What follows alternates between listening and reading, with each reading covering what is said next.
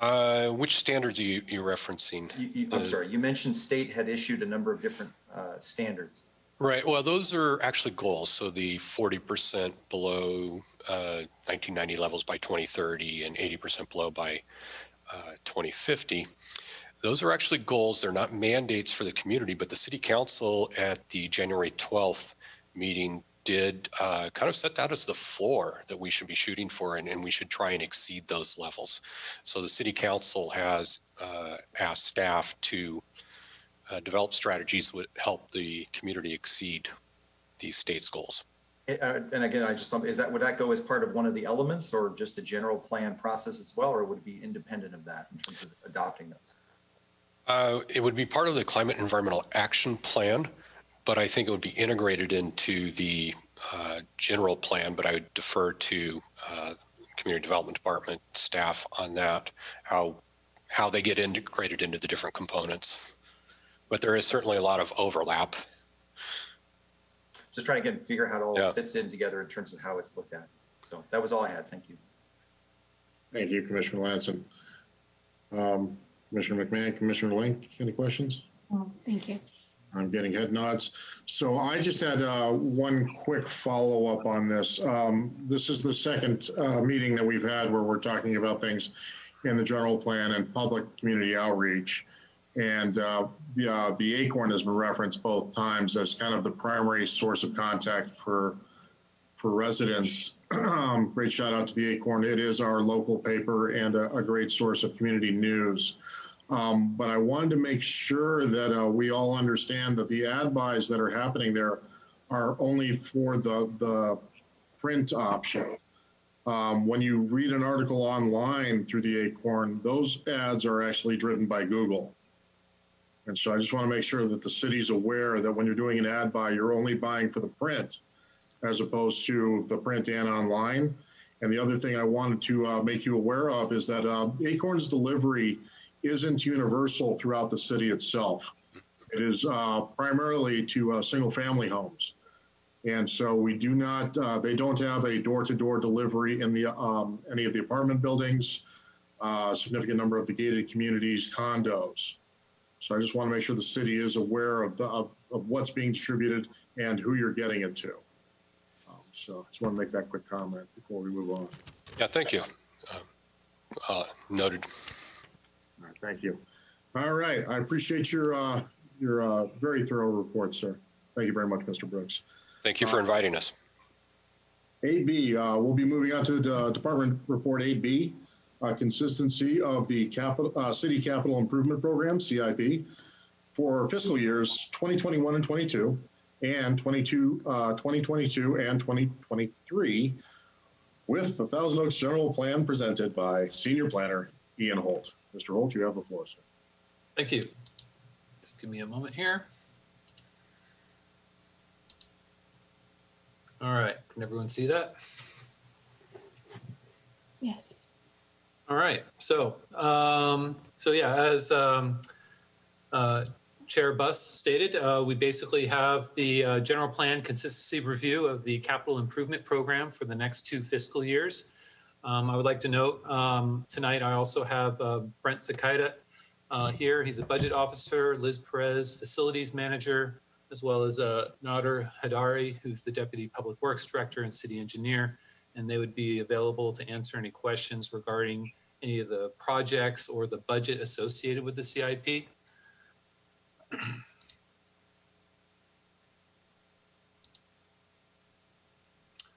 So as a bit of background, the CIP basically includes short-term projects for the next 2 fiscal years, as well as some long-term projects that are funded over a longer period of time.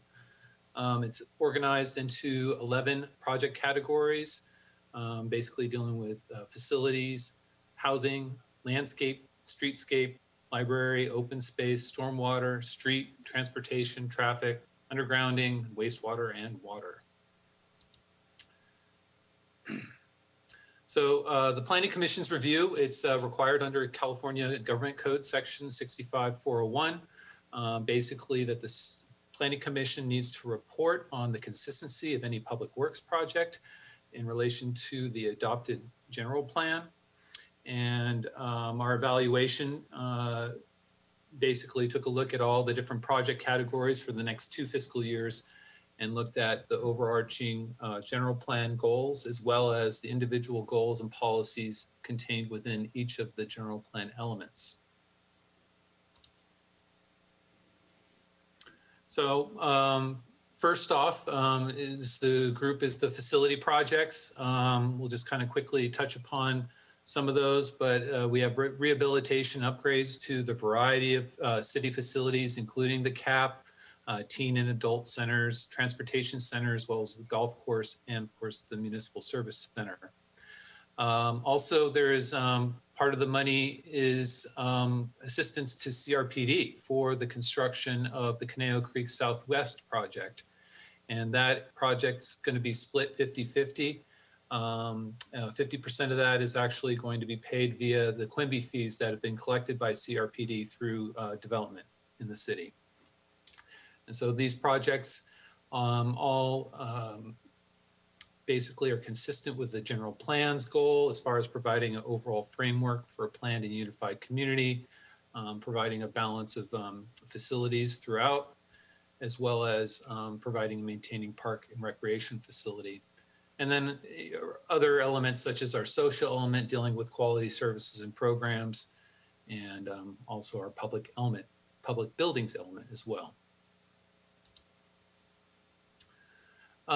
So another category is we have housing projects, and actually this has not been included in the most recent years within the CIP. And prior to the dissolution of the redevelopment agency, it was typically included in the CIP, but this year it's been reintroduced partly due to the need for housing, and also reinforced by the City Council's goal setting just this past week. So as part of that, the money can be used for a variety of priorities, including permanent supportive housing, emergency home shelters, contributions to land trust, and affordable housing. There's no specific projects identified at this time, but having the money set aside actually is advantageous to the city, especially when the city's seeking grant opportunities. So that could be very helpful as far as our upcoming general plan update, as well as just being consistent with our current goals as far as providing a balance of adequate housing throughout the community for all age, income levels, ethnic backgrounds, and so forth, and also special needs populations. So this slide, I've kind of coupled together the landscape, streetscape, and then the street projects on one. The landscape, streetscape are typically those kind of community enhancement or beautification projects, such as Thousand Oaks Boulevard streetscape improvements. You also have Westlake Boulevard landscape improvements, and also some rehabilitation and planting of oak trees up in Zuniga Ridge, as well as replacing trees and landscaping damage via the Woolsey fire. And those are, all consistent with both our overarching general plan policy as far as preserving the spaciousness and the attractiveness of Thousand Oaks, as well as circulation element and conservation element and the scenic highway element policies. I should also mention our forestry element. And then, as far as street, those are typically the types of projects that are associated with circulation. So more of the roadway improvements, construction, widening, rehabilitation, and a variety of other kind of modifications and construction to help create the circulation patterns through the various modes.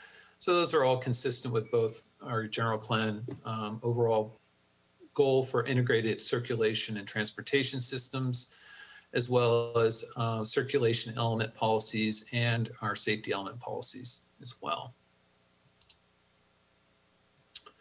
Next, we have coupled together the library and open space projects.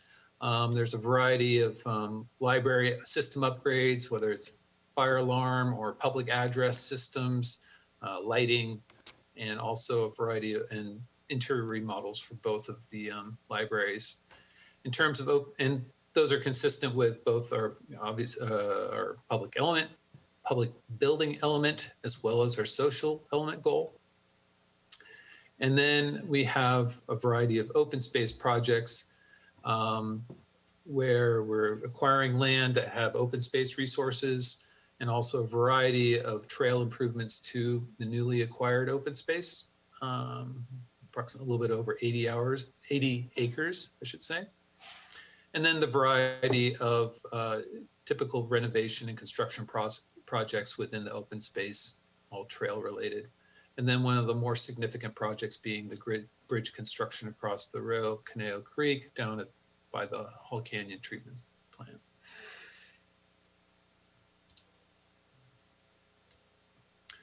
Next, we have transportation and traffic projects. These include a variety of modifications to transportation centers, other bus shelter enhancements, traffic signal infrastructure upgrades, freeway interchange improvements, restriping, and improvements to bus infrastructure, as well as a variety of safety features for pedestrians and bikes. And again, those are all consistent with general plan overarching goals, as well as circulation and safety element policies.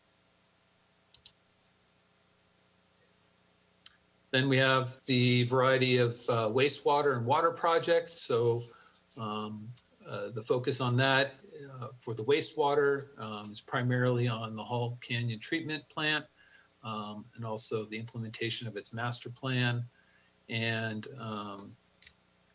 then in terms of water supply, just the overarching ongoing efforts to ensure viable and dependable water storage and distribution system, as well as the repair and replacement of upgrade of those existing infrastructure, as well as a groundwater utilization project that's undergoing right now.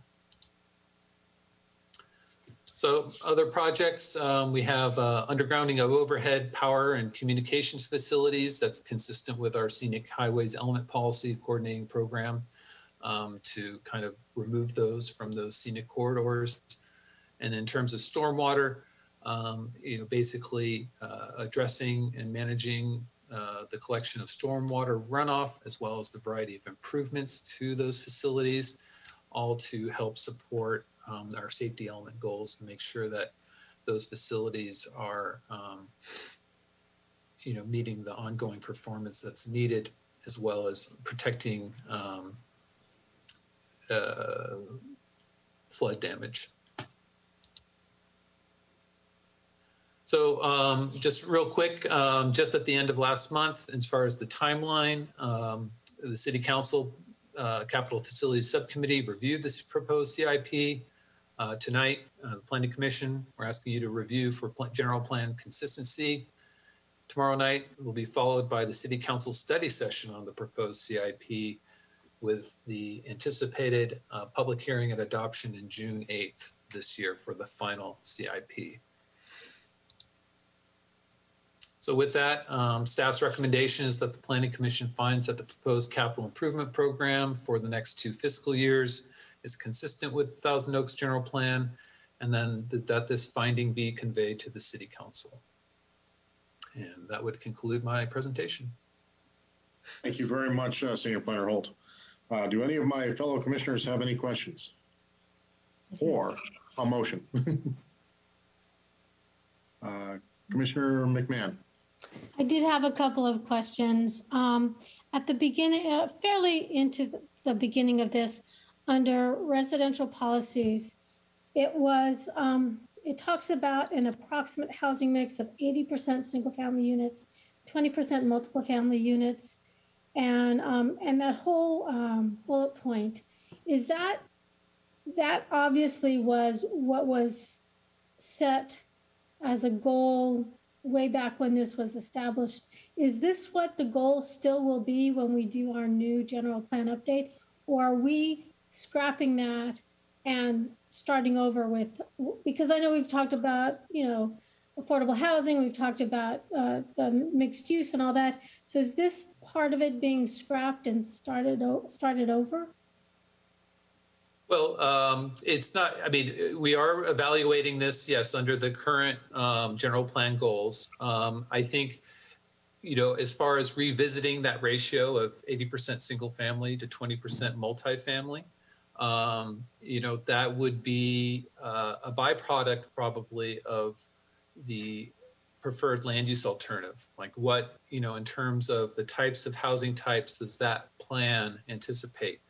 I would maybe just suggest that it gets adjusted. I'm not saying that it gets scrapped. I don't have any of that information handy, but in past presentations for the general plan update, the predominant housing type within Thousand Oaks is still, single family and will very much remain so. As we're looking at addressing future housing needs, possibly, that multifamily percentage goes up, but that's yet to be determined. I see. And then I hope you don't mind. There was a phrase that was used here, density transfer procedures. I don't understand that phrase.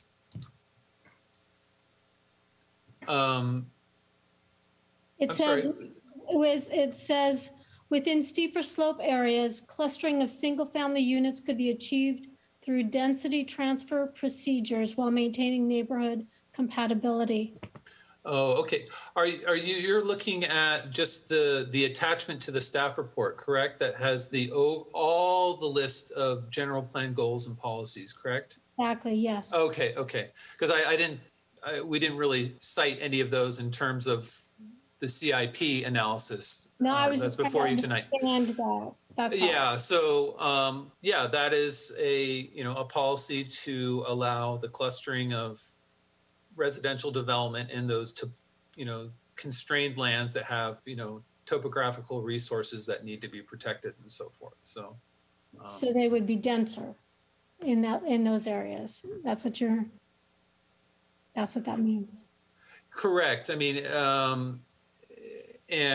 think partly that is, we're getting into kind of zoning implementation tools and so forth. Again, like the residential plan development zone allows that flexibility where you can concentrate development to the developable portions of the land if you preserve those other areas that are constrained. So. Okay, thank you. I have one last question, and that's more of the gist of what you were talking about. And you're talking about the undergrounding, and I don't know how much the city is emphasizing that. I was just kind of curious because to me, Potrero Road is a scenic corridor, and I wonder if that's anywhere on the list for undergrounding. I don't know off the top of my head. Perhaps I can defer to Public Works. Yeah, that'd be my pleasure. This is Nader Idari, city engineer. Good evening. The Public Works Department is still proceeding forward based on a city council established list of undergrounding master plan, which was from 1992. There was about 34 locations on there. About a third of them have been completed, including Reno Road, Thousand Oaks Boulevard, Hillcrest, Century Park Road, and several others. I don't believe Potrero is on there. I can revisit that. I think maybe a part of that is because the majority of Potrero is maybe unincorporated, and maybe it's not as high of a traveled arterial as maybe some of those other streets. The ones that are still on the list, which are looming potentially next, are the remaining piece on Moore Park Road and Jans Road and a few other locations. But I don't believe I saw Potrero on that list previously. I might suggest that at least near Wendy, where we've got the national park, and there's a view, of that beautiful area, that might be worthy of putting on the list. That's all. Just a comment. And I'm done with my questions. Thank you so much. Thank you, Commissioner McMahon. Now that I got a full view, Commissioner Link, please. Thank you, Chair Buss. I have a couple of questions actually, and I'm going to hit on undergrounding as well. Are the projects dependent upon the amount of funds available in Rule 20, or does the city contribute funding as well? Yes, so the Rule 20 is the Edison program, and there's 3 tiers. There's the tier that Edison does the project themselves, and those are the Rule 28 projects, and those are the monies that Edison collects from the ratepayers, and eventually it builds up to a level where they can go and do a larger community project. Those are, you know, few and far between because it's kind of a once every 20 years project. The previous one was the work that the city was able to have them do on Moore Park Road up to Columbia. And that was phase 1 of that Moore Park undergrounding. The next piece would be from Columbia north all the way, I think, to Olson or thereabouts. And so that money, that project was done about 15 years ago, but it still hasn't reached, the fund hasn't reached the point where it will be able to fund another project. So that's one piece, and those are those occasional projects. Then there's Rule 20B projects, where the city is able to collaborate with the developer, and let's say a developer is doing a multifamily project, but it's only, you know, a few hundred foot of its frontage. We have some funds that we collect when other developers cash out, and we can team up and extend that undergrounding a certain distance. And if it's over 600 feet and undergrounding both sides of the street, then SCE provides some rebates and some tax credits, which makes those projects a little more affordable. And then 20C projects are projects that are done typically by a developer at his own expense without any participation from the city. So it's kind of all 3 measures that we've been pushing forward. There is no general fund contribution toward undergrounding. The only funds that are in the account are those that are collected when a smaller project cashes out for it gets a UUW, underground utility waiver. And so those are the funds we collect, and we try to apply for a greater economy of scale on arterial roads. Makes sense. The follow-up question I had was with regard to public safety power shutdowns, and in light of the frequency and more than likely no end in sight, the White Cliff circuit seems to be the most affected and more than likely related to the overground or aerial lines that extend up Eards Road on the east side, which is adjacent to, I think, one of our treatment or pumping locations, and I can't remember which. But I imagine that's affected. So is there any consideration given to using that money for that, or is that in the capital project list for undergrounding? Yeah, so that's up near Olson. That's our Olson Road pump station. Maybe that's the one you're referring to. The CIP budget, the draft CIP budget does not specifically call out the locations of the undergroundings because it has to be a little bit dynamic to be able to match up with the development projects and, you know, give us a kind of a better bang for the buck if we're going to be doing that type of work. But that's a good comment there. We're still learning a lot about this, you know, PSPS. It's kind of a whole new thing, but you're right that certain circuits have been hit a lot worse than others. And we're just getting that data. I saw a few reports a few weeks ago that said, you know, X circuit had, you know, 6 shutoffs. And I think partially in response to that, SCE is going to be, or they're saying they're going to be a little sensitive to doing shutoffs to those same neighborhoods who had multiple shutoffs before. But that being said, we still should look at focusing that in the right areas, and that's a good comment. We'll definitely take that to consideration. Appreciate it. And then the next, I actually just had one question with regard to solid waste. I saw on the capital project list that the source of funds for solid waste generally comes from service rates, and we show a reasonable amount of money in the bank, about $4.5 million. So where is that money going to be going to? Because it looks like there's not a lot of projects, and most of them related to the MSC. Yeah, the solid waste fund typically is not used for capital projects, so we can revisit that and see if that fund balance is really a solid waste fund balance, or if it's truly a solid waste capital project balance. So we can look into that. It likely may not be intended just for capital projects. We are doing a few projects here and there. We're doing our first city-owned solar project at the MSC right now, and there may be a few other ones going on, but in general, those are not funded in great part by the solid waste enterprise, unless there's a nexus, which in the MSC there is because of the HHW facility there. All right, excellent. That was all I had. Appreciate it. Oh, and again, I wanted to extend my appreciation, and I neglected prior, but for the study sessions that we had on Friday, I greatly appreciate it, and certainly consolidates the number of questions that I have before we get to this meeting. Yeah, thank you, Commissioner Lane. Commissioner Newman, please. Thank you, Mr. Chair. And thank you, Mr. Holt. I just had one question about the scope of what's before us this evening. When you began your presentation, you spoke about short-term and long-term components of this capital improvement program. And I just want to confirm that the question before us this evening is relatively short-term, namely the next 2 years fiscal budgets. Is that correct? Yes, I mean, it is primarily the funding for the next 2 years. So that funding for that 2-year time frame includes both the short-term projects, but then I believe partial funding for the 5-year program projects, but not the full entirety of that. Right. So we may be approving or recommending, I'm not sure which, monies spent as far out as 2023, but we are not approving this evening anyway, monies that might be spent in 2024 or beyond. Yeah, and Commissioner Newman, if I may, just to correct you, you're not approving the funding here tonight. You are essentially providing a recommendation as far as the capital improvement program and its consistency with the general plan goals and policies. So, the monies being appropriated to each project and so forth is not before you tonight.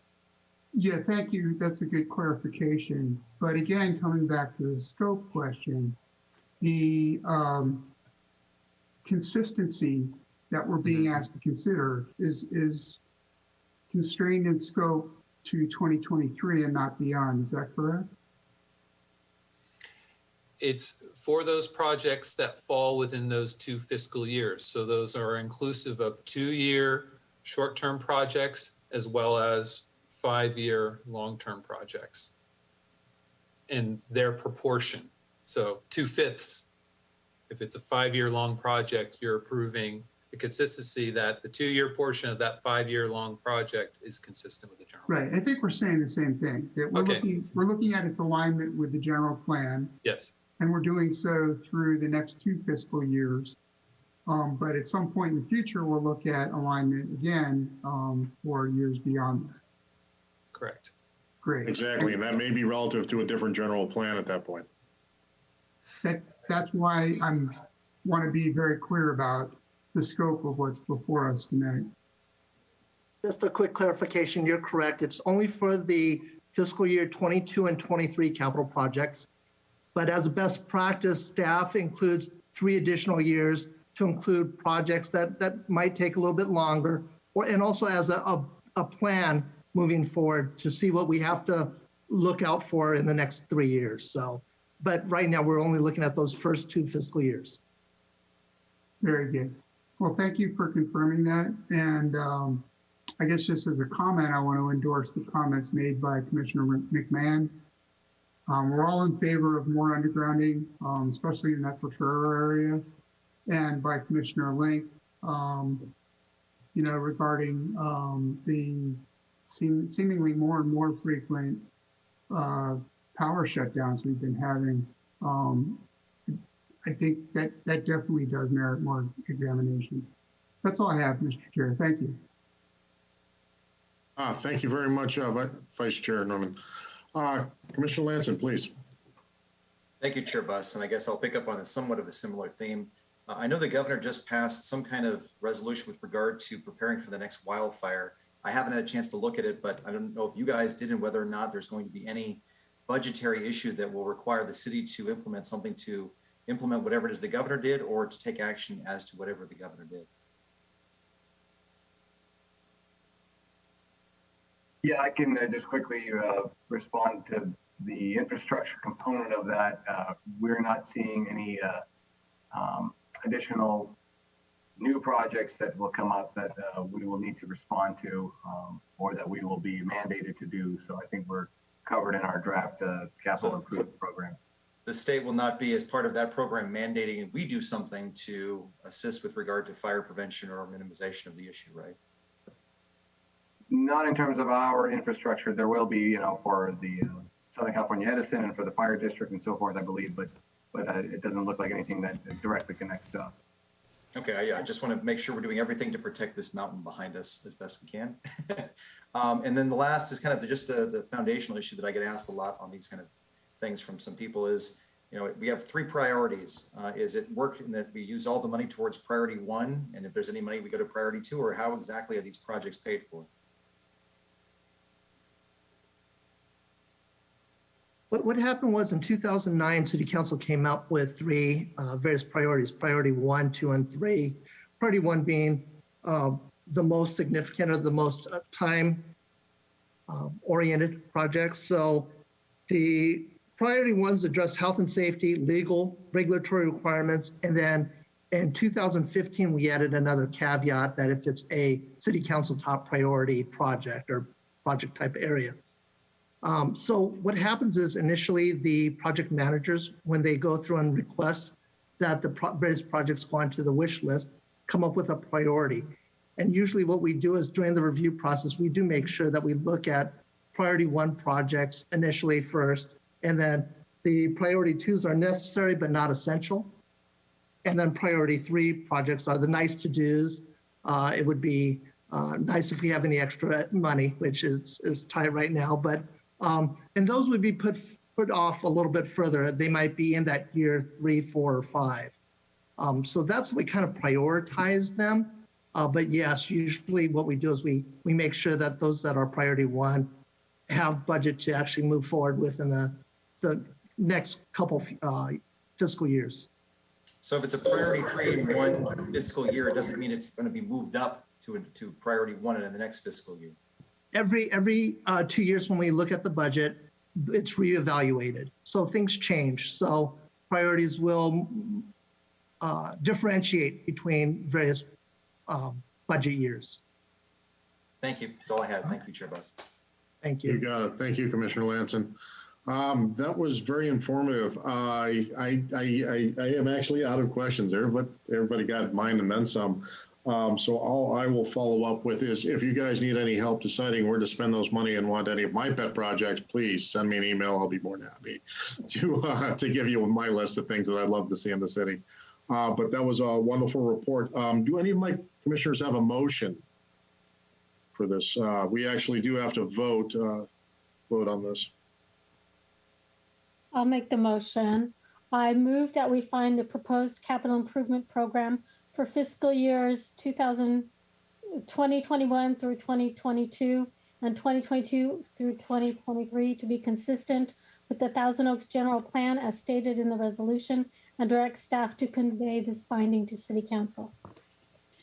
Thank you very much, Commissioner McMahon. Will the Secretary prepare us for a vote? Commissioner Lanson?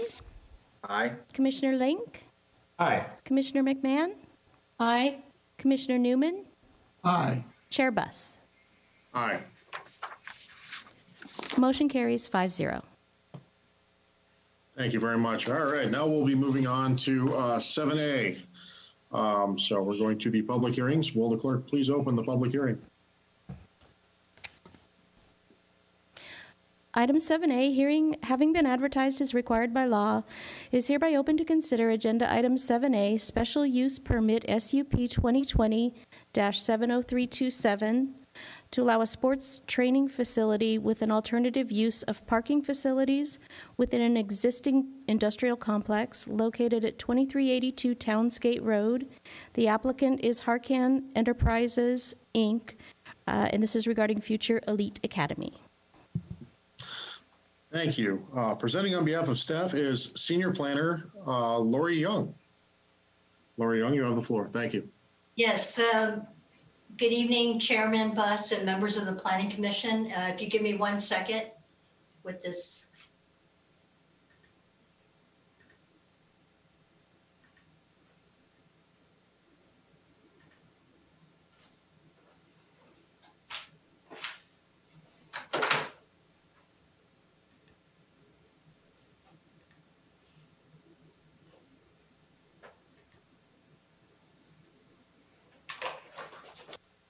Okay, this is an application for a special use permit at 2382 Townsgate Road.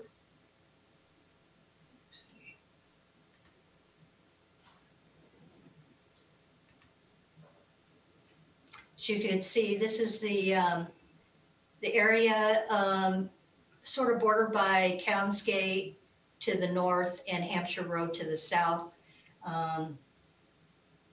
It's in the industrial area of Westlake Village.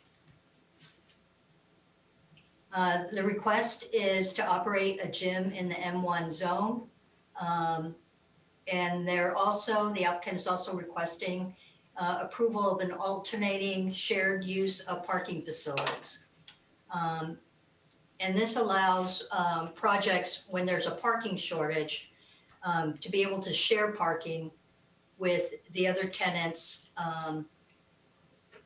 when everybody has different peak times, and so they're able to use the parking when other businesses are closed. This use requires a special use permit and planning commission review. The tenant space is 12,700 square feet. The sports training area is on the first floor, and about 6,000 square feet is the field or the turf area and the weightlifting equipment. Gyms and fitness studios, greater than 10,000 square feet in size, require planning commission approval in the M1 zone. This SUP is discretionary. This use is not permitted by right. The special use permit process is to ensure that the use will be compatible with the nearby land uses.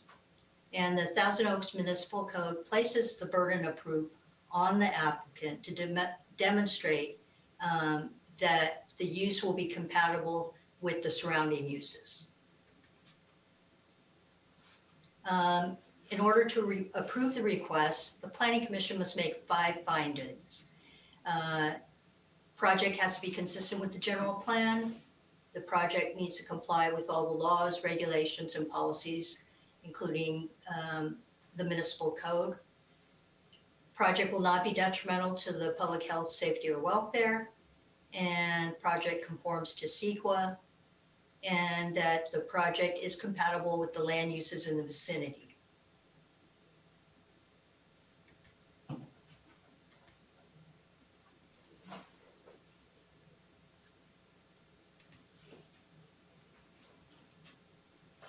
Staff cannot support 2 of the findings.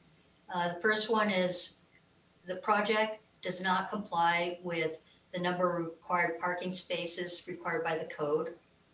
And we believe that future Elite Academy is a more intensive business operation than the other industrial tenants in the center because it involves large numbers of people, high turnover parking spaces at certain peak times, and this could cause conflicts with the other use tenants and is not compatible.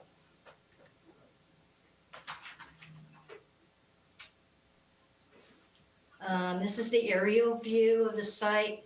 This project here, this is the building. It's a multi-tenant industrial building.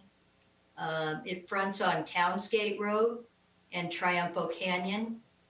There's 2 driveways that access the site, one on Triumpho Canyon and over here on Townsgate Road. The applicant's tenant space is over on the east corner of the building, right there. Let's see.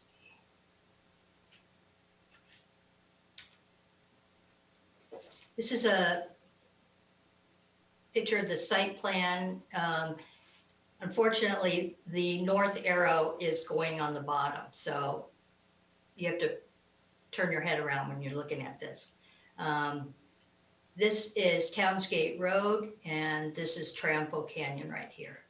And this is the applicant's tenant space.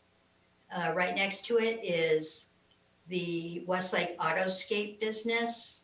Next to that is the Shepherd's House Church. Next to the church is Accessory Power. And at the end here is Reliable Floor Covering.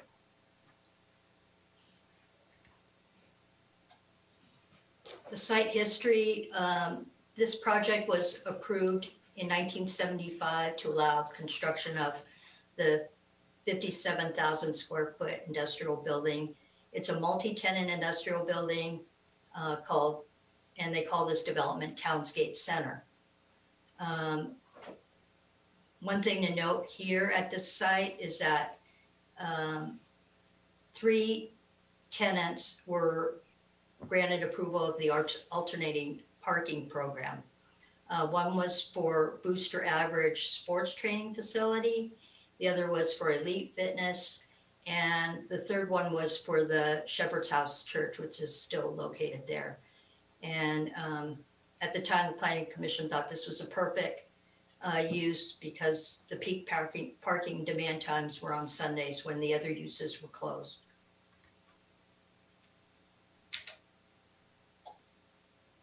In January 2020, a building permit was issued for tenant improvements. And the plans showed that there was no change in use from existing office and storage use. So the plans did not show that they were changing the storage to a gym use. The final inspection of the tenant improvements were never performed. The building permits have all since expired, and so the applicant would be required to resubmit building permit applications and new plans to reflect the uses that are in there now. And also that this use does require a special use permit to be approved first.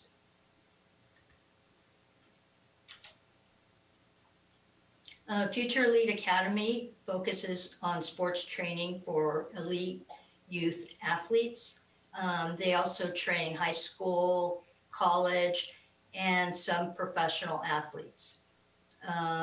They claim that the facility is unlike other gyms, like nationwide chains. They say that the memberships are not open to the general public, and their members are restricted to students and professional athletes. They currently have a hybrid program for 7th and 8th grade students.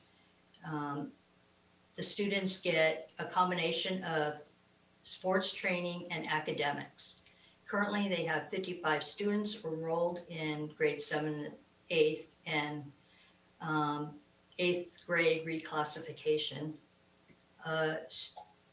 Students receive academic instructions at their Deep Space Tutoring Academy, which is operated by the applicant at 2475 Townsgate Road.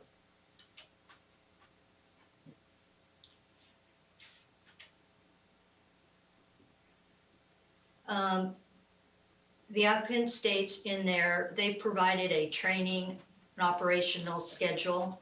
And in that, it states that during the daytime, between 8 and 2:30 during school hours, only academy students will be working out Monday through Friday.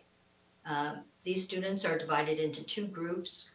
One group, the first group starts their day at the gym with their training, and the other group starts at the other facility on Townsgate Road for school academics. There are 2 training sessions during the school day, and they're each 2 hours long. First one's between 8 to 10 a.m. and the second one is 12 to 2 p.m. At around 11 o'clock, students transition to the other activity, whether it's, going back to schooling or to work out. And they're transported to these locations by the van that the Future Elite Academy operates. In the evenings, between 4 to 9 p.m. Monday through Friday is when the private group training starts. And this is open to youth, high school, college students, and other adults. Each class is 1 hour long with a maximum of 5 athletes and 1 trainer. And they can have 3 classes going on simultaneously. So a maximum of 18 people will be on the floor working out, could work out at one time. The gym is open on Saturdays between 8 a.m. and 1 p.m. for youth group training. These classes are also 1 hour long and will consist of 6 athletes and a trainer, maximum of 2 classes at the same time. So there would be a total of 14 athletes and trainers together at one time. On Sundays, the facility is closed. This is the first level floor plan. As you can see, here's the entrance. It consists of offices. This is the workout area. It's divided up. There's the strength training equipment along here, and then this is the turf right here. They have a little lounge area right here and a little kitchen.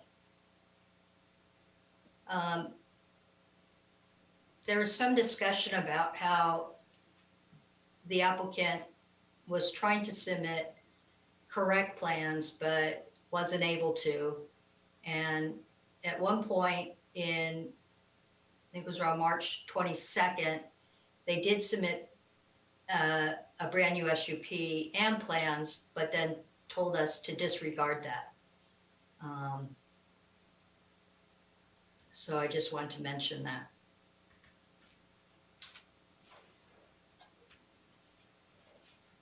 Okay, here's a photo that came from, I think it was Instagram, and it shows what it looks like. Here's the workout weightlifting equipment, and then here's the turf area.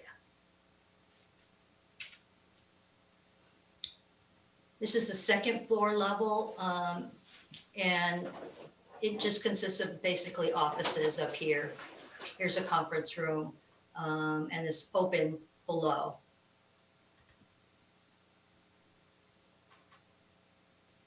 The site has a total of 113 parking spaces. This parking is non-exclusive and is shared amongst all the tenants. There's 3 industrial tenants and a church. The project was originally developed for an industrial building, and really basically parking was required at 1 per 500, so generally. And then there's additional parking for office use, and then warehouse use requires a lot less parking. 1 space per 1,000 square feet for the first 5,000 square foot of warehousing, and then 1 per each 5,000 square feet after that. The church is the only non-industrial use, and it was granted an alternate or shared parking facilities program. And because it was the perfect use, because its peak parking time was on Sundays when the other businesses were closed, and they have a very skeletal staff during the daytime.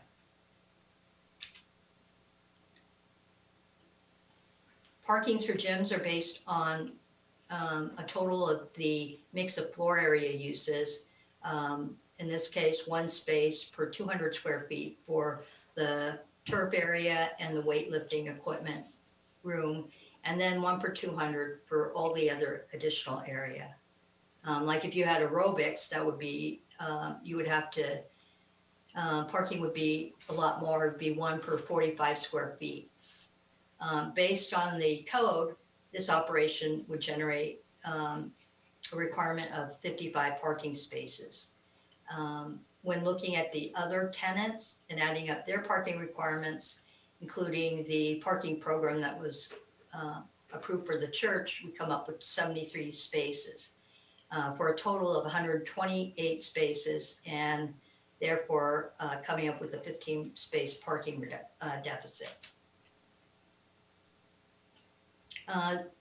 These shared parking facilities programs have been approved if it can be demonstrated by the applicant that the actual demand by other uses won't create any conflicts when all the tenants are added up and when their peak parking demand times are evaluated. The applicant provided a parking analysis submitted by Walker Consultants, and they concluded that the peak parking demand for the applicant would not conflict with the other tenants' parking needs, and that the 113 spaces would be sufficient to accommodate everyone's needs. There was a couple of problems here because one, during this COVID time, you're not really able to identify actual parking demand because many of the people were working from home and not a lot of people weren't, frequenting the center. The parking demand for the gym relied on the operational training program and description provided by the applicant.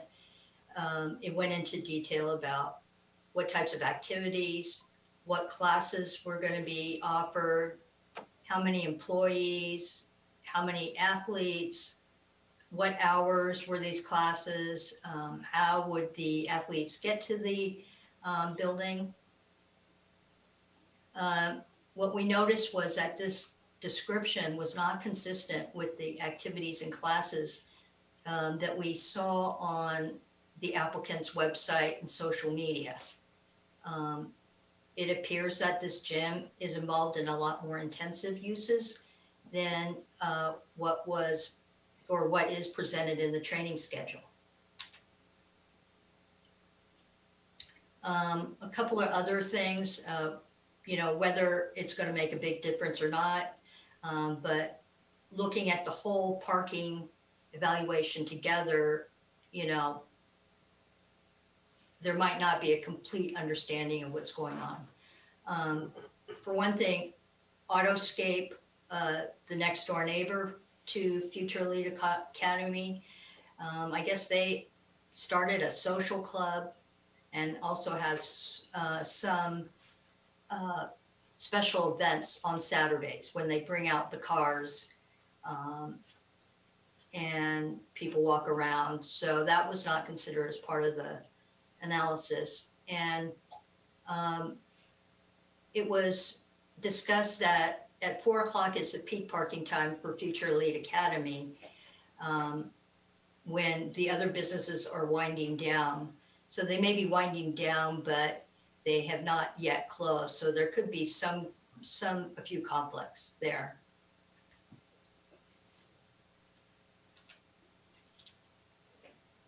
In order to make or have the alternative and shared parking facilities program work, the applicant would have to adhere to the strict training schedule that they put into the scope of work. And this is where staff does not feel that we don't have a lot of confidence that they could follow the schedule as written when there have been difficulty following other city requirements. And this includes, starting work without building permits, submitting plans that did not reflect the gym use, continuing to operate without a special use permit, even though they were advised that they need to stop all operations, and opening a school knowing it is prohibited in the M1 zone, which they were advised several times. Staff therefore cannot endorse the alternating parking program request and parking deficit. It's felt that FEA is an intense use with various activities throughout the day and evening, and it's something not compatible with the other industrial uses in the center. We feel that the proposed use will negatively impact the utility and value of property in the M1 zone, constrain the parking resources intended for those industrial users.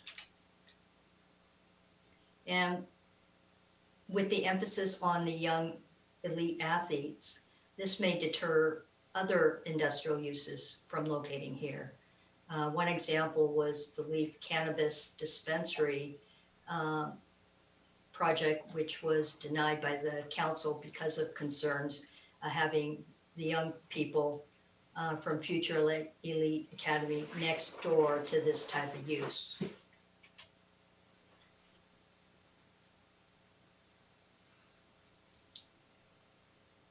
And so this use we don't feel is compatible with the other uses. There's a reason why we don't have residential uses, schools, assisted living facilities. They're all classified as sensitive land uses and are not permitted in the industrial zone. This was a photo taken by one of our co-compliance officers of the interior. And this is from their website, which states they have California State accredited teachers. This is something else that was pulled off their website. And see, they're currently in session for the 2020-2021 academic year. And that there's a demand for high school already. And higher grade level expansion is on the horizon. So this leads us to think that they're going to be expanding the business. Here's something else that came from the website. Who will be training? They have monthly memberships that they're offering. And that fitness is for everybody. It seems like not just athletes, but for anybody who wants to work out. And these times are throughout the day and Monday through Friday. And it was also advertised that there was yoga going to be offered on Saturdays and Sundays.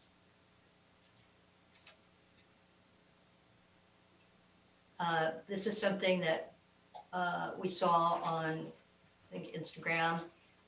It shows the music studio. I guess this will be part of coursework offered to the academy students, but they're also offering rental time for anybody else who wants to do recordings or lessons.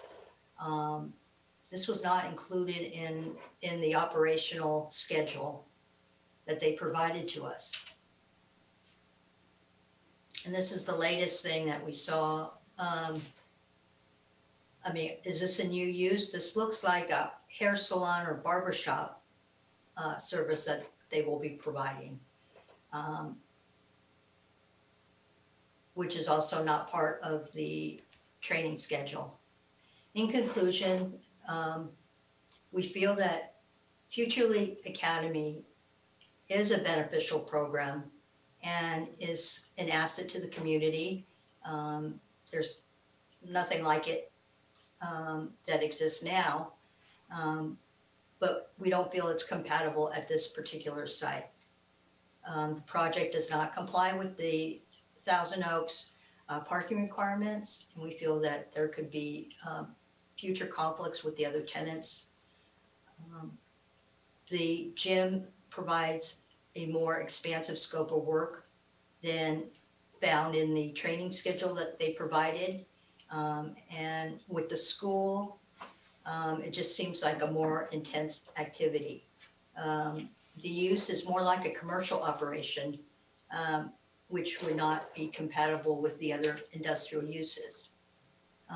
So therefore, the recommendation is to deny SUP 2020-70327 based on the findings that are contained in the resolution. However, if the Planning Commission decides to approve the SUP, it needs to do the following things.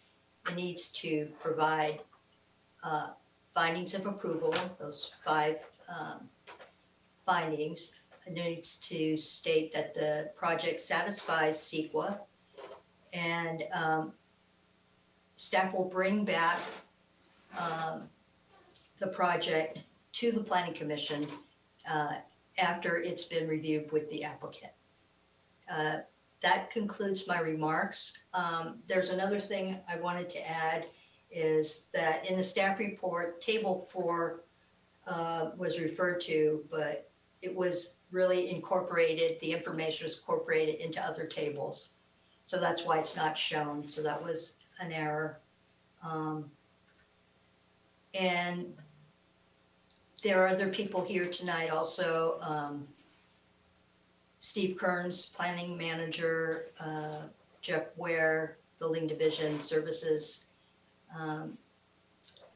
Director, and Brian Sells, who's the Senior Co-Compliance Inspector, and also Ann Guevara, also a Co-Compliance Inspector. That concludes my remarks, and available to answer any questions you may have. Thank you, Senior Planner Lori Young. My fellow commissioners, any questions? I see Mr. Newman, he's got his hand up here. You have the floor, Vice Chair Newman. Thank you, Mr. Chair, and thank you, Ms. Young, very much for your presentation. I want to begin with a scoping question that perhaps is for Mr. Heher.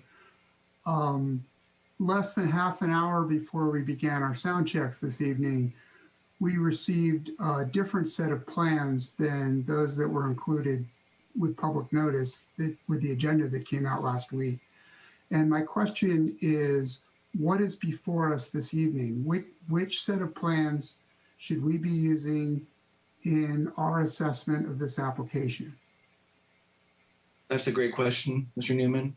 Let me just state that staff's presentation from Ms. Young is based on the plans that she received weeks, if not months ago.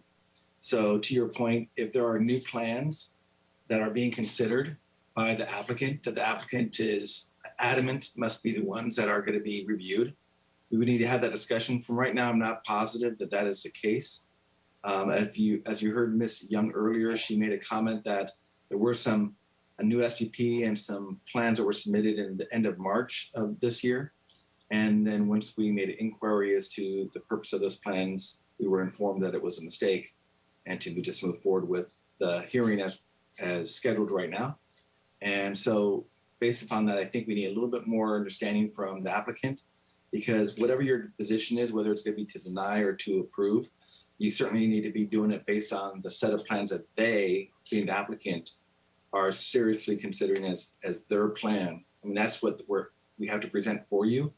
But at this time, I think unless it changes with the applicant giving information, we need to see where they are. And if that is the case where they have a new set of plans that they are submitting that they want the Planning Commission to consider, we can take that up once we understand that position.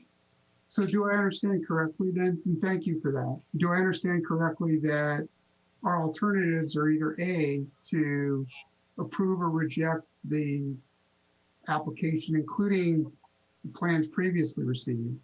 That's option A, or B, and we'll ask this of the applicant when it's their turn. But B, if they say, no, this set of plans that just came in, this is the correct set of plans. One option there, option B, let's call it, would be to have a continuance to a later date to consider that other set of plans. That would be correct, generally correct. I think it's important to note that, again, we are basing the presentation, Ms. Young's position is based on the plans that she reviewed over a period of time. So again, to your point, our position is as laid out by Ms. Young, and maybe Mr. Kearns might have something to add. But as you pointed out, if it turns out that they want a different set of plans that they really need, because that might affect the conditions as well if you were to approve it, then we would need to probably continue it or have that discussion with them. Okay, that seems like a pretty important question to me in that, as I said, we just received the plans prior to the meeting. I frankly have not reviewed them. I have reviewed the other plans in detail, but I'm glad that you've cleared up what is and isn't before us for a decision tonight. Excuse me. Yes. I'd just like to say that staff worked many iterations of the floor plans over and over to fine tune it, to get it to what you see tonight, and to make sure it was consistent with what they were telling us. And so, yeah, just wanted to mention that. I appreciate that, and that's one reason I'm asking what is before us tonight, and that the answer to that, as Mr. Heer just underlined, is the set of plans that you worked and you and your colleagues have been working on for some time. It's not the plans we received two microseconds before the meeting began. Right, and like I mentioned earlier in the presentation, they did submit the SUP and these plans that look similar to these plans that you received. And we were told, don't disregard it. It was a mistake. It was an error. Don't look at it. Thanks. I think that has to be a factor as well in considering the application. But again, I just want to underscore, the application before us this evening is the set of plans that was received some time ago and that staff has had a chance to thoroughly examine, correct? That's correct, Commissioner Newman. That's a really good point. The staff report, the analysis that was provided to you was based on a set of plans that are attached to your packet. The set of plans that were submitted tonight, staff has not had a chance to perform any analyses, and the parking and operational standards could be different and could result in different metrics that would be evaluated. So okay. I'm very pleased to hear that the set of plans that I have not had a chance to review are not in scope. So thank you for clearing that up.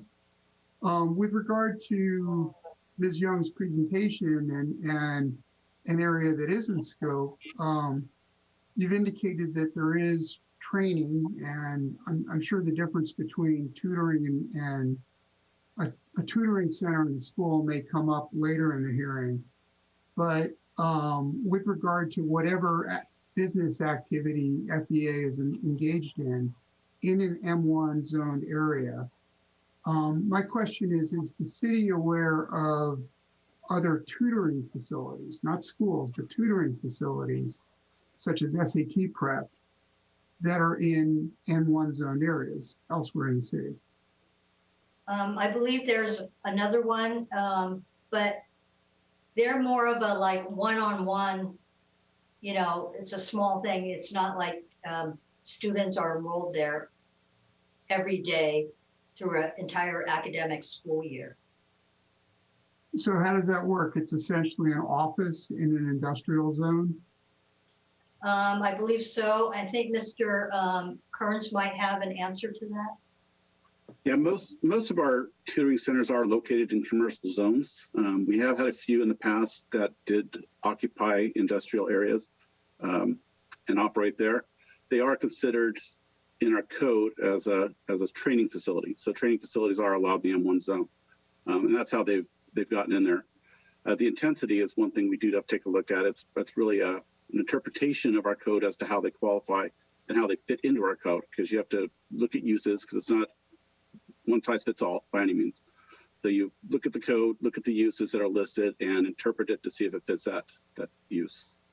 That's a good segue to the next question. Are there other tutoring facilities that hold classes for many hours per day each day in M1 zoned areas?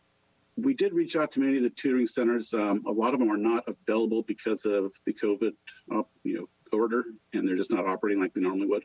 Mm-hmm. We stopped by Sullivan Learning Center, and they're limited on their hours. So they have, they do have multiple kids at one time, but they're limited on how long they operate. Is that a function of COVID restrictions or their permit to operate? They mentioned it was just how they operate. They'll take who they can and hold a class, if you will. Okay, so a tutoring center that operates 5, 6, 7, 8 hours per day in an M1 zoned area would be very unusual or non-existent otherwise. Is that a fair statement? Yeah, that would be atypical for sure. Okay, great. Ms. Young, I did also have a question about moving on to parking. Okay, wait. I'm sorry, did you have a follow-on comment on the zoning? Yes, I just want to say that when I first talked to the applicant, when they were going over what kinds of activities they were doing, one activity or one part of the program was offering a school for 7th and 8th graders within this building. And I had told them that, you know, it's not permitted with in the M1 zone. And then later on, when they submitted their application, they said, oh, we found another building. We're going to sign the lease. And I said, well, where is it? And that was also M1. And I said, you know, you need to check with me before. And then we found out that they have a tutoring center.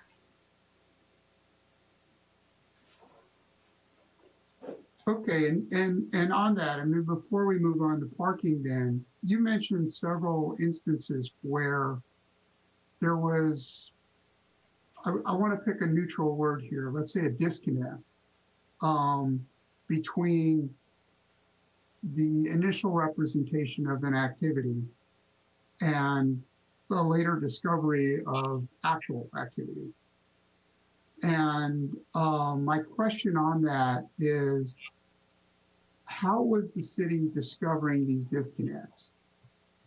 Like there's language in the staff report saying things like it was discovered that the applicant was engaged in this activity.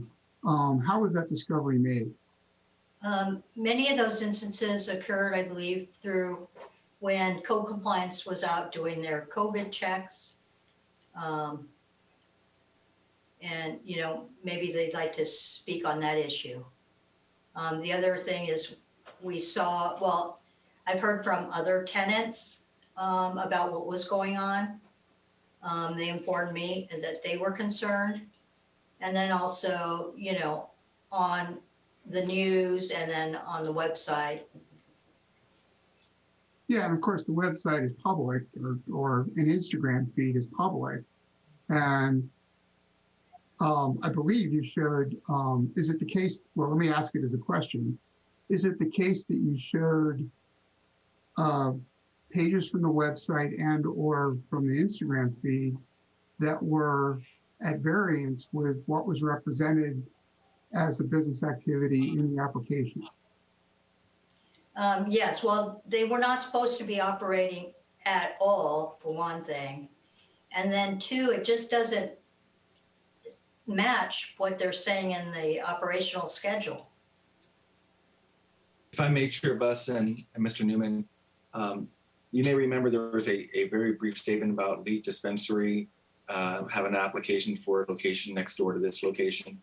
Yes. And during that presentation, there was a time period where the applicants for this project tonight mentioned that they had a gym use and that they thought that they had followed the city process in 2019, and that wasn't looked into. And the application that we received was for a warehouse with some minor changes to the interior of the warehouse. And so that's initially how it was presented to the city from the document itself.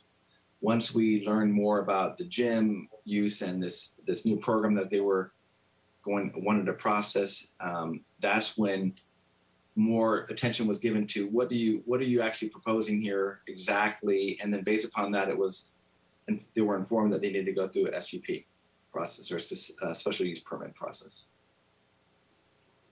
Thanks for that. And then following up on the permitting question, one of the attachments to the staff report is a chronology of events, different steps in the permitting process. And I just want to be sure I understand clearly from the city's perspective, what happened with signatures on permits. I think if I'm reading attachment 6 correctly, there was an episode where the city received what was represented to be a signed permit, and the city's building inspector said we haven't signed that. Do I understand that correctly?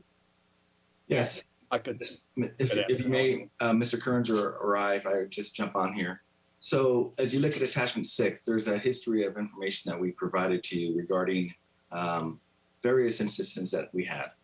So one of those is that when you have the building permit was initially pulled, but that requires then other permits be pulled, such as the electrical permit and a plumbing permit, for example.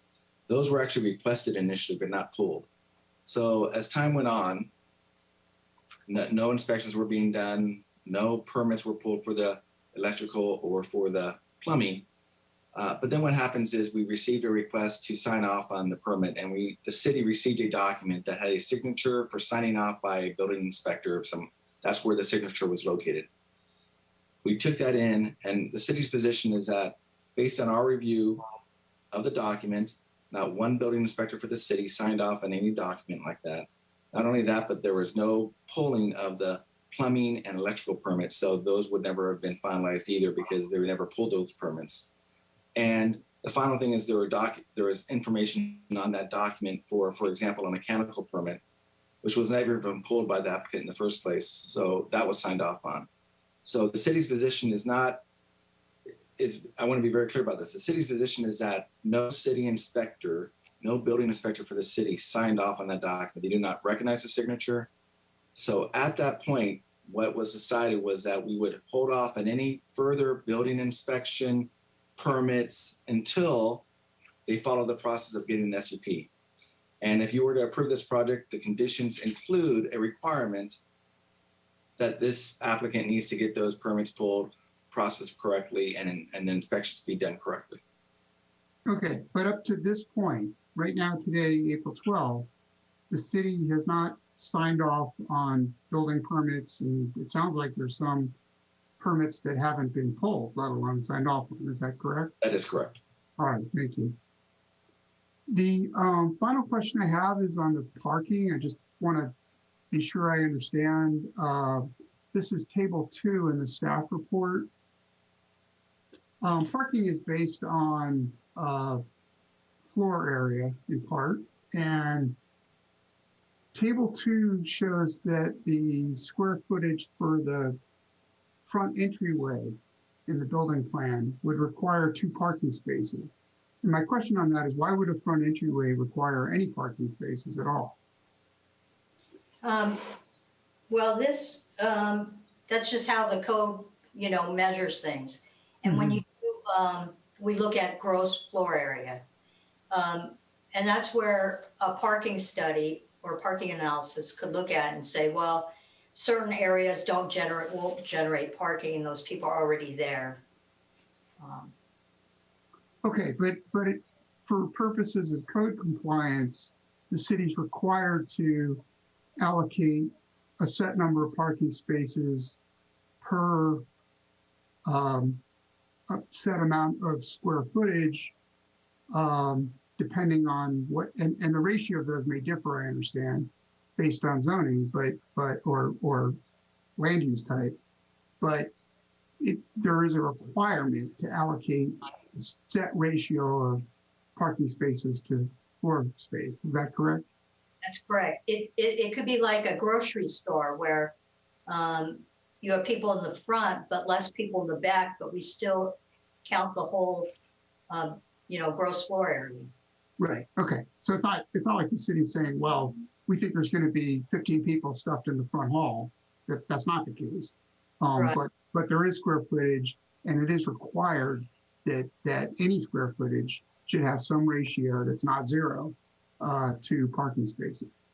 Right. And that's where the parking analysis comes in, is because they can look at things and say, well, it's really not going to require that many spaces because of this and this and that. Okay, and then one last question on that. It sounds from your report, and you pointed to several pieces of marketing collateral, website, Instagram, from the applicant in support of this, that a concern of the cities is that the activities currently described may grow in nature and scope, may involve more activity, more people, more of a demand for parking than are currently envisioned. Is that a fair statement? Yes, that's correct. All right, that's all I have. Thanks very much.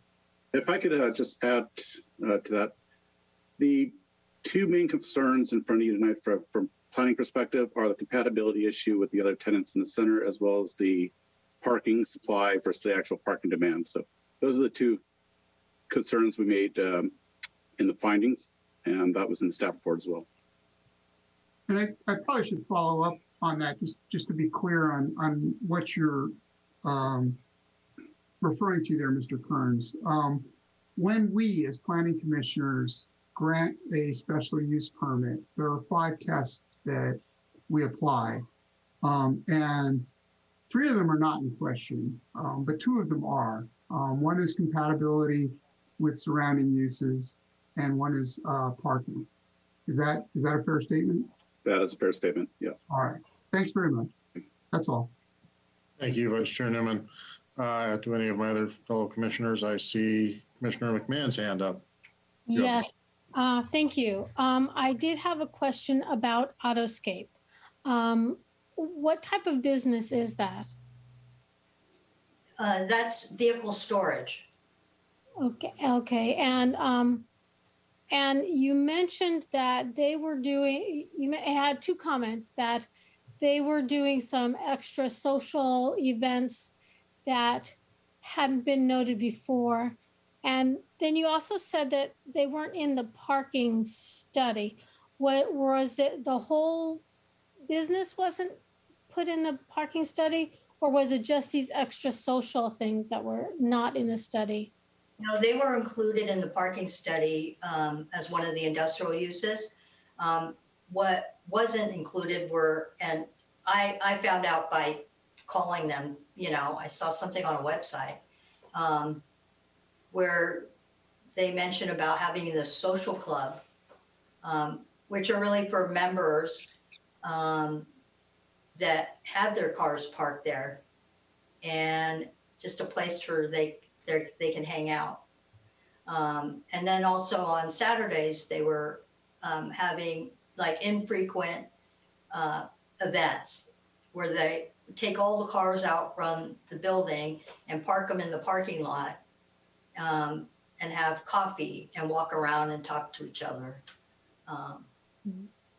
Those things were not, whether or not they would create a big impact, we don't know, but it's just another part of the whole picture that we feel is a little bit unknown.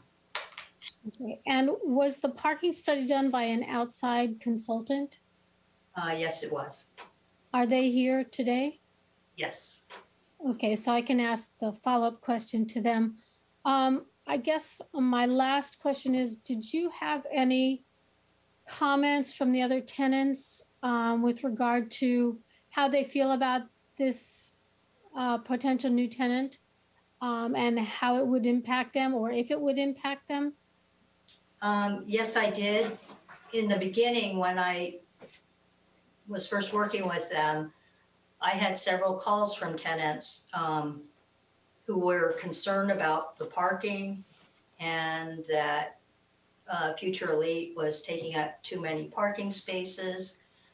I haven't heard any comments lately. I know the applicant's been, they've probably had people parking along the street, and they have the van to bring the kids over, and they're probably parking a lot over on the other side. Staff did ask about, we wanted to study of what's happening at the school site, because we don't want to create a parking problem at that site either. But I was told that they only need 6 parking spaces there because the whole building is empty except for them. But, that's just a temporary situation, so. Okay, thank you. And I guess my next question is for the parking consultant. So thank you. Thank you, Commissioner McMahon. Commissioner Link, please, you have the floor.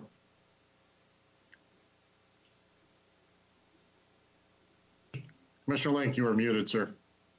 Of course, we have to do it at least once per meeting, right?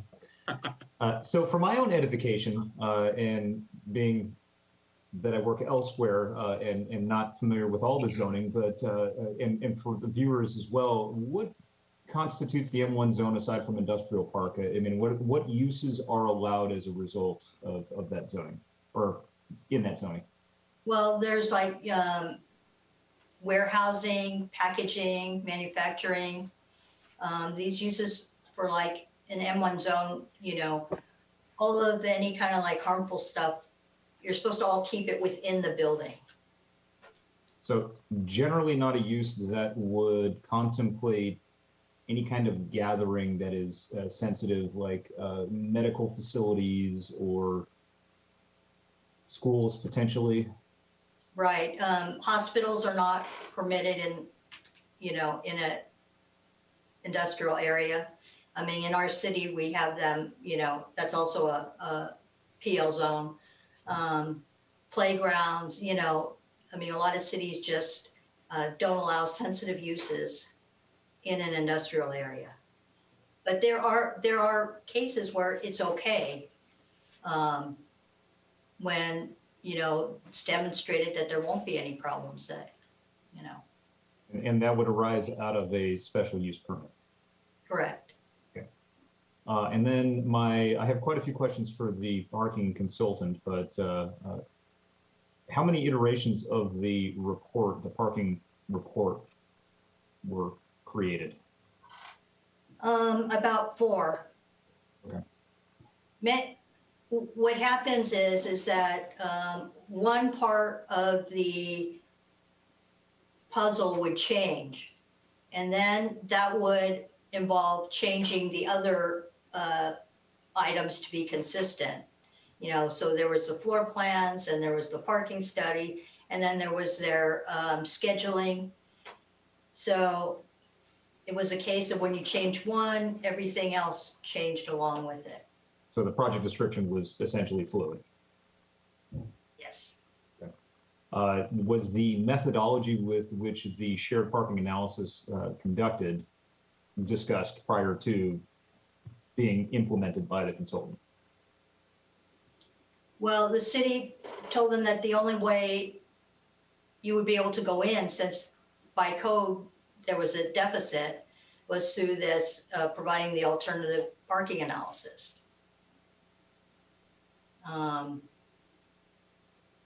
You know, unfortunately at the time we have COVID, and so we can't get, you know, a true actual, you know, demand count for that. So, you know, we did the best we could with what was going on. Understood. And thank you for the presentation.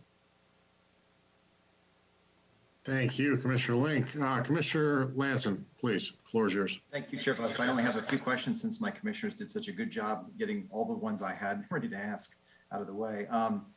Ms. Young, the only follow-up I had is, again, kind of what Commissioner Newman was focusing on.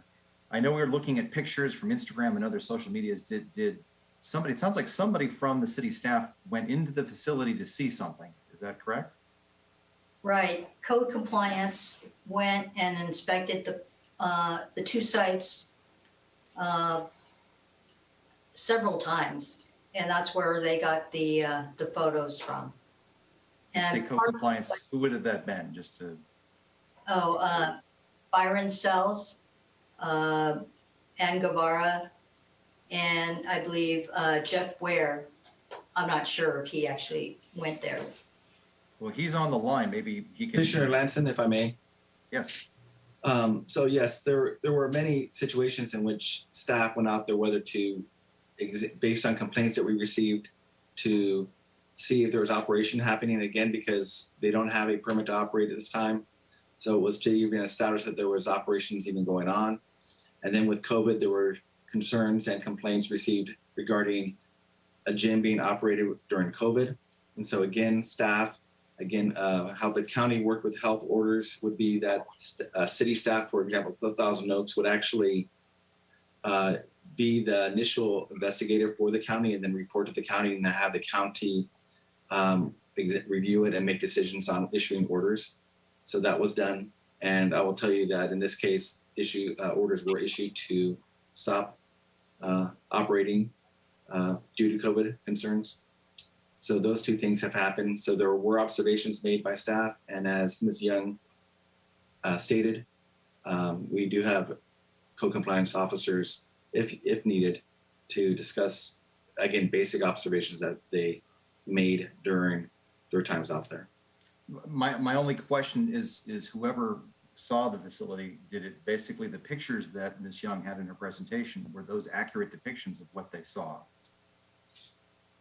So if somebody from staff, from the co-compliance actually took those photos, I'm not sure if they actually took those photos or not, but if they did, they can certainly attest to that. And I think they're on the line right now. I believe Ann Guevara should be the appropriate person to answer that.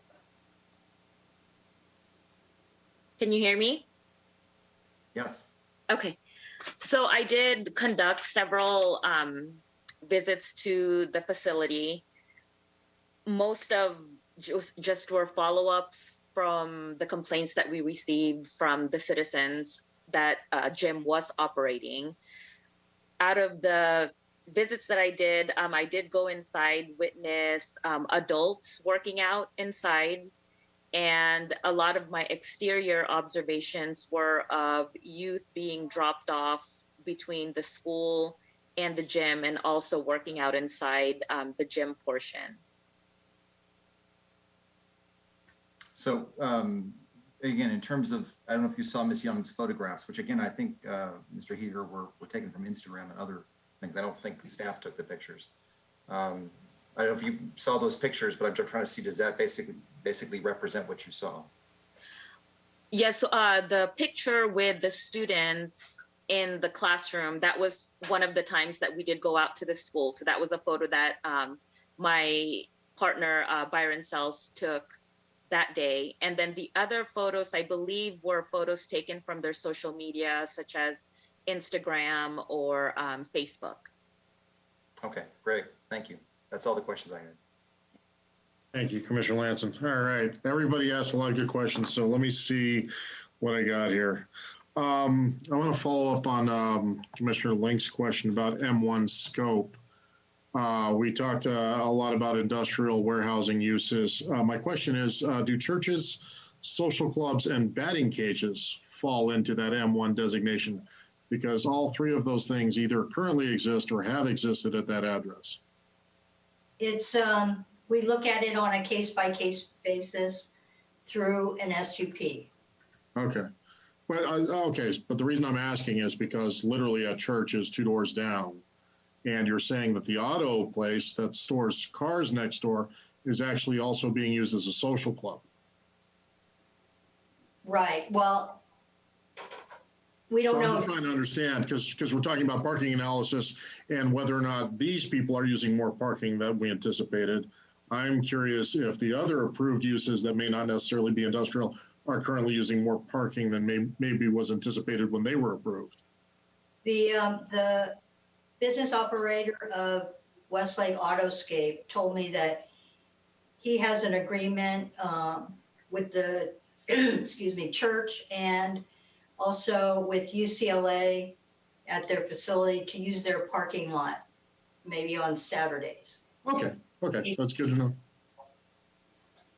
All right, okay, then the other question I've got is the tutoring center that's not located on site, correct? If I'm understanding this correctly, that tutoring center is at a separate location where the kids are being shuttled back and forth. Is that at an M1 site? Because I hear a lot of people asking about this facility and about children learning at a tutoring facility at an M1 location, but I don't think that they're learning or that the tutoring center that these people are operating is at the M1 site, correct? Or is it at another location that is an M1 site? It is located across the street and toward the east a little bit. Okay, I'm at 2555 Townsgate right now. So where are they at? Commissioner Best, if you're familiar with Yoga Works, they're occupying that space where Yoga Works used to exist. Oh, okay. Yes, perfect. Yeah. Full disclosure to everybody watching, my office is on Townsgate Road, not very far from the site. So, and I'm currently sitting there. You can see my blinds. Let me go on. So then,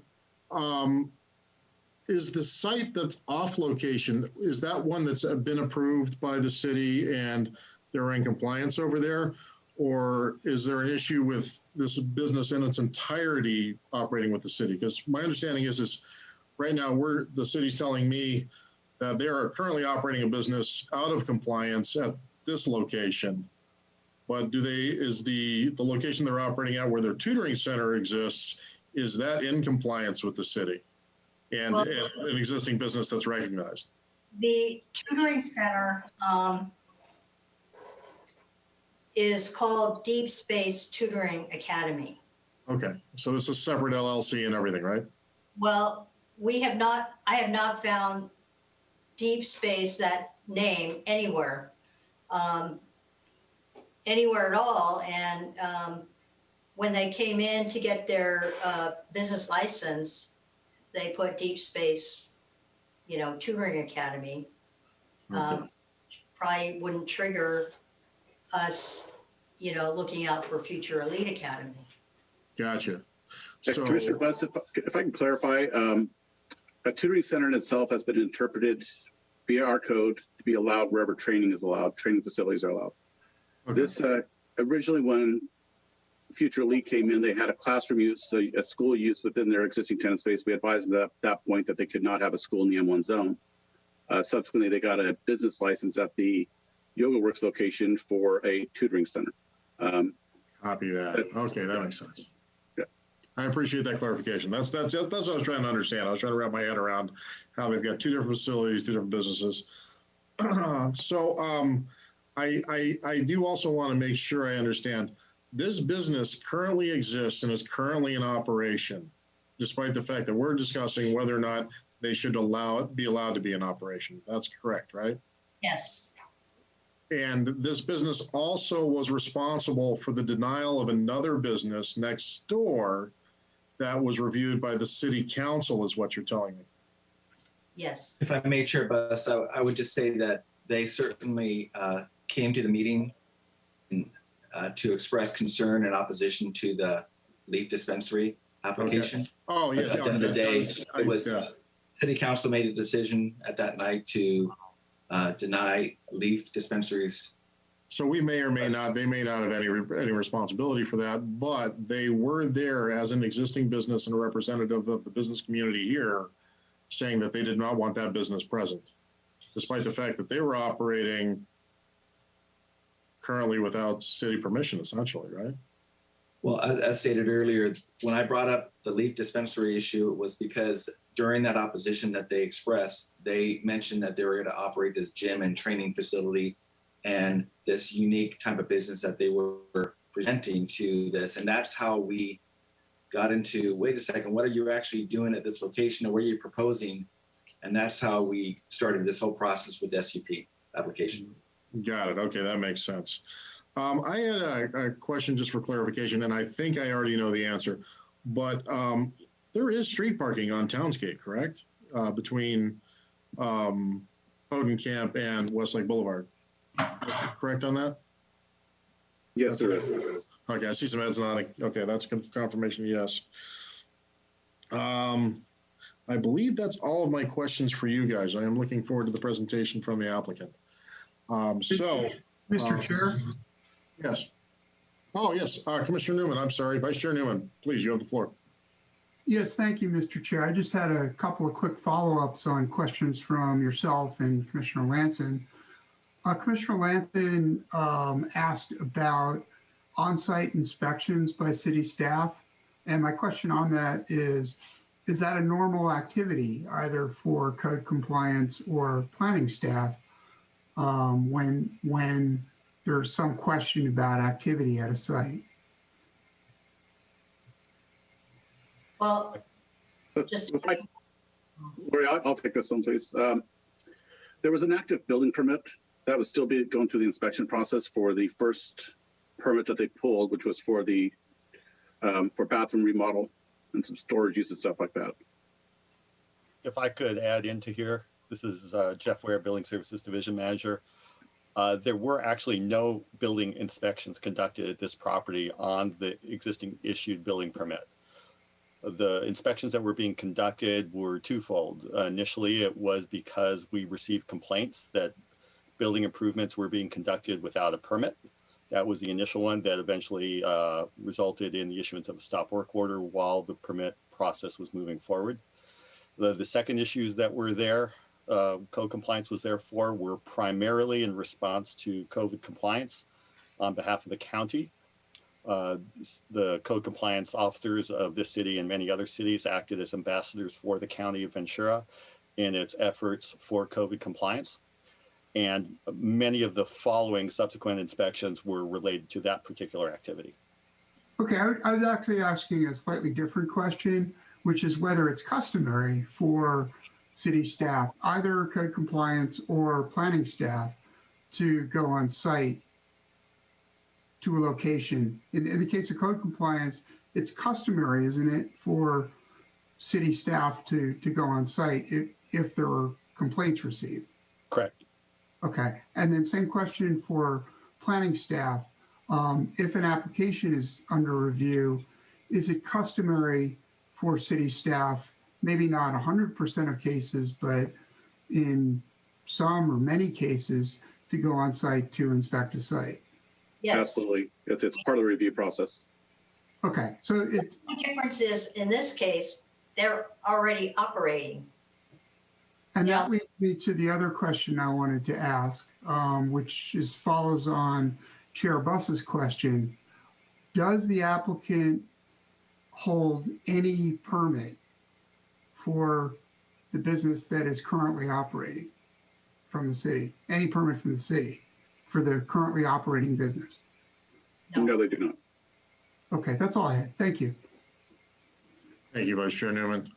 So now we will be moving on to the applicant's representative to speak. You have 15 minutes to speak. Please state your name and city of residence for the record. I believe that representing the applicant will be Mark Sellers. Mark Sellers, you have the floor, sir. And if you can unmute yourself. Unmute. All right, you are unmuted, sir. The floor is yours. Yeah. Thank you. There's been a good deal of discussion tonight about whether the applicant is operating. I don't believe they're operating in this term of a commercial operator. A while ago, the applicant signed a 5-year lease, went in to get tenant improvements to the city planning and building safety counter. They were approved, permits were issued, and then he asked, were any other permits needed for what I want to do, the sports training facility? And he was told the counter person, no. Now, unfortunately, a lot of people take what counter people say as gospel, but and he thinking that he had all the permits needed to open and operate sports training facility. Then he found out that the neighbor was going to be a cannabis dispensing off use, would never sign up for his sports academy once the tenant improvements were finished, but they weren't at that time. He wasn't operating. So he basically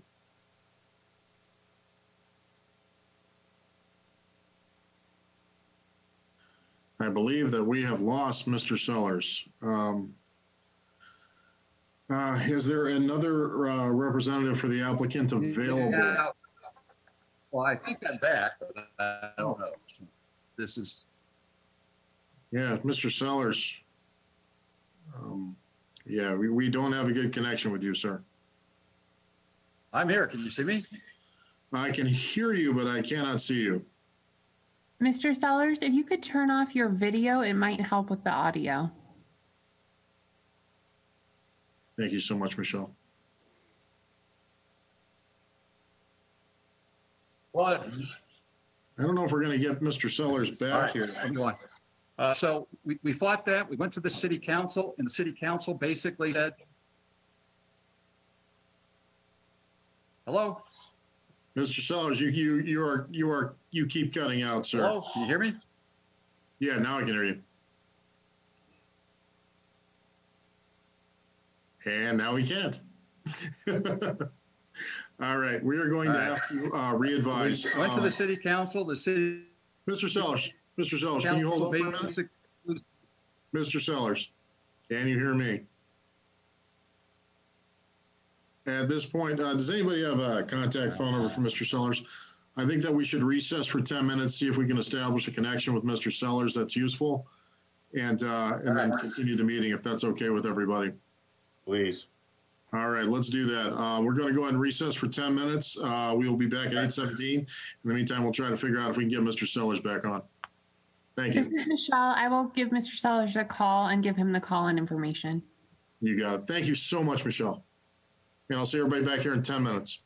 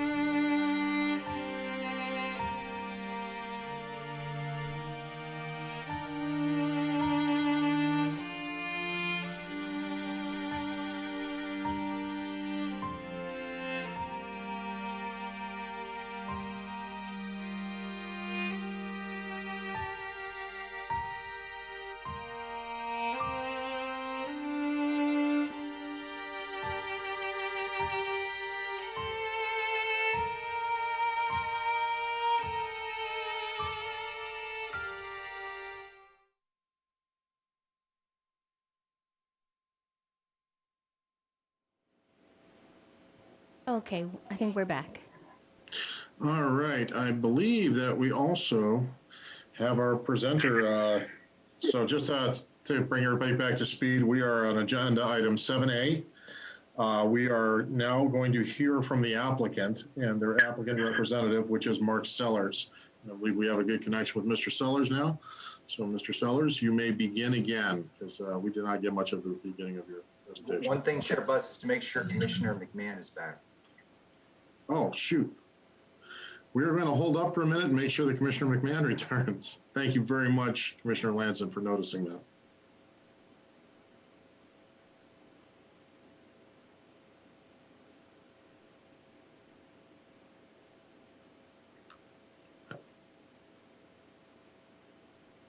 I'd like to thank TOTV for not forcing me to look pensive. All right, looks like we have everybody back now. So we are going to return the floor to the presentation of the applicant on item 7A. That will be Mark Sellers. And Mark Sellers, you have the floor, sir. Hi, I hope everybody can hear me now. I'm sorry about that.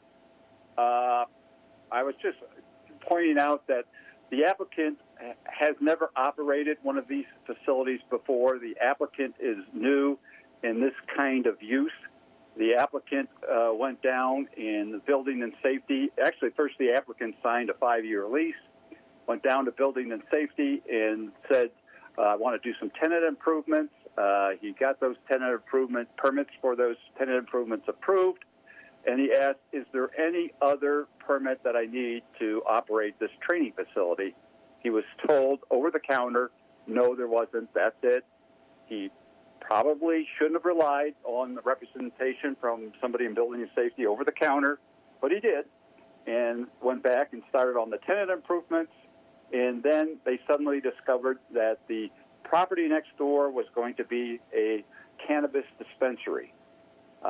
He, wanting to get young kids in his facility, wanting to make sure parents would sign up their kids at Oaks Christian and Westlake High School for his facility, realized that having a cannabis dispensary right next door to his football training facility was going to kill that project.